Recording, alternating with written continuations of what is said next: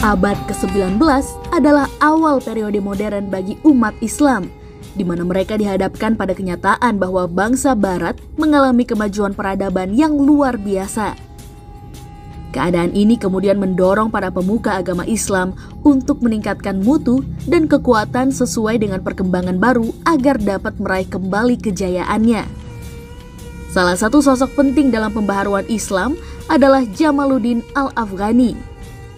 Jamaluddin Al-Afghani adalah tokoh pembaharu dari negara Afghanistan yang memiliki pemikiran unik dalam menanggapi dominasi Barat terhadap Islam. Ia juga menyerukan ide pembentukan pan-Islamisme yang bertujuan mempersatukan dunia Islam, memperbaiki kondisi politik dan sosial, serta menyebarkan pemahaman agama yang benar di kalangan generasi muda. Nama asli Jamaluddin Al-Afghani adalah Syahid Muhammad bin Safdar Al-Husain. Ia adalah putra dari Syahid Safdar yang lahir pada tahun 1838 dan wafat di tahun 1897. Jamaluddin Al-Afghani masih keturunan Rasulullah SAW melalui Husain bin Ali bin Abi Thalib. Tanah kelahiran Jamaluddin Al-Afghani adalah Asadabad, Afghanistan. Tetapi sebagian peneliti sejarah meyakini bahwa ia lahir di Asadabad, Iran. Terlepas dari perbedaan asal-usulnya, yang pasti ia memegang peranan penting dalam gerakan politik Islam modern. Ia dikenal luas di dunia Islam Sunni dan Syiah, serta memiliki pengaruh yang besar karena perhatiannya terhadap kolonialisme bangsa Barat dan absolutisme penguasa-penguasa Muslim. Sejak kecil, Jamaluddin telah menekuni berbagai cabang ilmu keislaman, seperti tafsir, hadis, tasawuf, dan filsafat Islam, serta belajar bahasa Arab serta Persia. Ketika remaja, ia mulai belajar filsafat dan ilmu eksakta menurut sistem pelajaran Eropa modern dari tokoh-tokoh ulama, seperti Syekh Murtada Ansyari, Mullah Husain Al-Hamadi, Syahid Ahmad Teherani, dan Syahid Habbubi. Lalu ketika ia beranjak 18 tahun, ia mulai bertolak ke India, kemudian Mekah, dan kembali ke Afghanistan. Pada masa pemerintahan Muhammad Azam Khan, Jamaluddin diangkat menjadi Perdana Menteri. Namun hal itu tidak berlangsung lama, karena ada campur tangan Inggris dalam urusan politik di Afghanistan.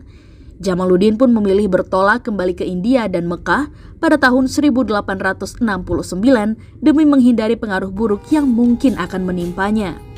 Perjalanannya ke Mekah untuk kedua kalinya menjadi awal dari keterlibatannya dalam kegiatan politik Islam internasional. Setelah pergi ke Mekah untuk kedua kalinya, Jamaluddin mulai mencurahkan perhatian dan pemikirannya pada pembebasan dunia Islam dari penjajahan Barat. Ia sering memikirkan dua masalah yang dianggap sangat vital, yaitu mundurnya umat Islam dan penetrasi Barat ke tubuh umat Islam. Jamaluddin kemudian mengembara dari satu negeri ke negeri lainnya untuk mengingatkan para Muslim agar bangkit dan bersatu dalam melawan imperialisme bangsa-bangsa Barat. Selain itu, Jamaluddin bahkan pergi ke jantung negeri Barat seperti Paris dan Amerika untuk melihat langsung sistem nilai kehidupan di sana. Dari pengembaraannya yang luas, wawasannya pun ikut bertambah, sehingga Jamaluddin bisa menyimpulkan penyakit kronis yang menggerogoti umat Islam. Di antaranya, absolutisme dan despotisme penguasa Muslim. Sikap keras kepala dan keterbelakangan umat Islam dalam sains dan peradaban, menyebarnya pemikiran korup dan merusak cara berpikir seperti tahayul, bid'ah, dan khurafat. Kolonialisme dan imperialisme Barat. Untuk mengobati penyakit-penyakit tersebut, Jamaluddin mempunyai beberapa ide pembaharuan. Di antaranya, menggerakkan rakyat agar mengadakan revolusi. Dalam pengalamannya melakukan kunjungan ke berbagai negara Islam, Jamaluddin melihat kenyataan bahwa dunia Islam didominasi oleh pemerintahan yang otokrasi dan absolut. Para penguasa dunia Islam menjalankan kekuasaannya sebagai kehendak mereka tanpa terikat pada konstitusi. Untuk membangun pemerintahan yang bersih, maka rakyat harus mengadakan revolusi guna menentang kewenang-wenangan penguasa mereka. memperbaiki akidah umat Islam.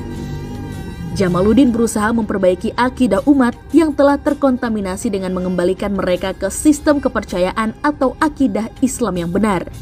Menurutnya, penyimpangan dari akidah Islam membuat umat tidak mampu menjadi manusia yang terhormat. Untuk mencapai pembaharuan ini, umat Islam harus dibersihkan dari kepercayaan takhayul, rukun iman harus menjadi pandangan hidup, serta menegakkan kedisiplinan. Pan-Islamisme. Salah satu ide pembaharuan Jamaluddin yang paling populer adalah Pan-Islamisme. Yang dimaksud Pan-Islamisme yang digagas Jamaluddin adalah sebuah gerakan untuk menyatukan umat muslim dan membangun dunia Islam di bawah satu pemerintahan untuk melawan kekuatan asing. Menurutnya, sumber kelemahan dunia Islam adalah lemahnya solidaritas. Apabila umat Islam mau bersatu dan menghadapinya, bangsa Barat tidak lebih kuat dari mereka. Di dalam wadah Pan-Islamisme, tidak berarti bahwa negara-negara Islam harus melebur ke dalam satu pemerintahan tunggal seperti khalifah.